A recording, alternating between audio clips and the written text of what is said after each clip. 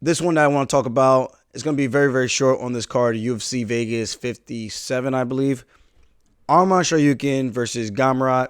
I don't know how to say his first name, Mateus. I think that's maybe it. Mateus, something like that. Don't don't quote me. I'm just gonna say Gamrot. It's just a lot easier. Very close fight, very fun fight. Now, full disclosure, I heard Arman had like a little gentleman's bet. Actually, it wasn't even a gentleman's bet. I heard he actually had a wager on this bet against my fight versus Piotr Yan. He lost that bet. He bet on Piotr. Shame on you, Arman. Shame on you. And I would like to say, sometimes if you put more energy into your own fights, sometimes things could go a little bit different. And that's just a little cheeky little stab at him there, right there. But no, it was a great fight, him and Gamrot. I thought very competitive. Arman looked great in the first and second round. I feel like he started to let Gamrot back into the fight in that third round when he took him down. He clipped him in that fourth round with the spinning back fist. Now the back fist did not look like it was one of those. I was standing just on my 2 feet. You threw an attack and I fell, hit the ground. Oh, I'm rocked and wobbled. He was throwing a kick, and at the same time, the back fist landed. So it was kind of, for me, not really sure if that was more damage versus, okay, I'm just on 1 foot. As I'm throwing the kick, you caught me at the same exact time, and I kind of just slipped on a banana peel right away. I'm not saying that the shot didn't hurt. It definitely landed, did something, but at the same time, kicking and then getting hit and falling over, it's just a little tough to say like one way or the other unless you can ask the person and it can honestly reflect on the shot. But in my point of view, after he got hit, he went right into wrestling mode, took him down, and that was probably about 8 to 10 seconds after the spinning back fist. That for me said, okay, you caught him with a good shot, but maybe it wasn't as clean or as powerful as we might think looking from the naked eye on the outside looking in. With that being said, I thought Gamrot won rounds 3, 4, and 5 in a very close and competitive fight. Now, even in that fourth round, very competitive, back and forth.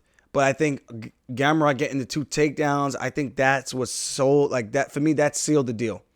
And that fifth round, obviously competitive, but more so the same, kind of like the third and the fourth round. I think Gamrot just kind of controlled the fight and dictated the pace a little bit more.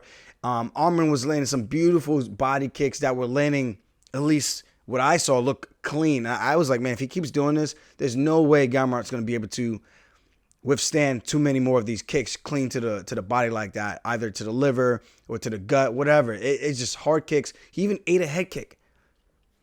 Most people would have probably fell, but at the same time, we were talking about the head kick, my teammates and I, and what we were saying was that style of kicking, it's not like Muay Thai where you're kicking through the person. It's almost like a quick flick kick, and it's not like karate style, but at the same time, it doesn't look as powerful as it probably would be if it were a more of a traditional Muay Thai type of kick going to the head, if that makes sense.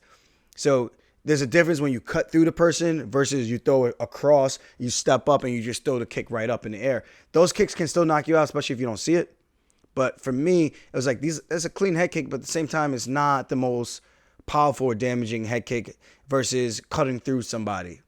The same thing is like if I throw a flick jab versus a step-in jab, which is a stiff jab that can knock somebody clean off their feet, especially if they're coming in towards the attack.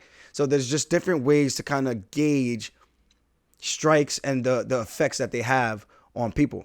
That's just my personal opinion. But other than that, I thought very competitive. Arman did some really good things. Gamrot did some really slick things, doing that roll when Arman was on his back, and he did like almost like a Granby roll in wrestling and attacking the knee bar, but it was a little bit different the way he was doing it, and I actually had to go back and watch it a couple of times just to see the little nuances in those subtle details of how he was getting to that side and then getting back to his feet. Beautiful stuff, high level stuff. I think Arman's way of winning should have been just keeping it standing. I think the more he grappled with him, I feel like I've seen him in the past kind of slow down against Frivola, and I think there was another opponent, Islam Makhachev. But at the same time, those are really 2 tough fights. Frivola brings a crazy pace. Makhachev has a really good pace, especially if you're wrestling with him. I like to think anyone that goes grappling with Makhachev is probably going to get tired first. So kind of that same thing. So with the striking, looks super clean, super crisp, but he gave Gamrot a chance to get back into the fight once he started accepting those grappling exchanges. Just my personal opinion. Again, high-level fight, extremely competitive from both guys. Both guys did really, really well. I wasn't sure who was going to get the nod because the fights were that close, but I just felt like Gamrot did enough to edge him out. And outside of that, I don't think there's much of, you can't call it a robbery. A close fight is not a robbery. It means it could have went either way. That's a close fight. So again, when I look at this, I have to say, Arman, you gotta go pay up your bet and pay your dues, man. I'm sorry, man. You should never bet against me, dog. You should never bet against me, brother.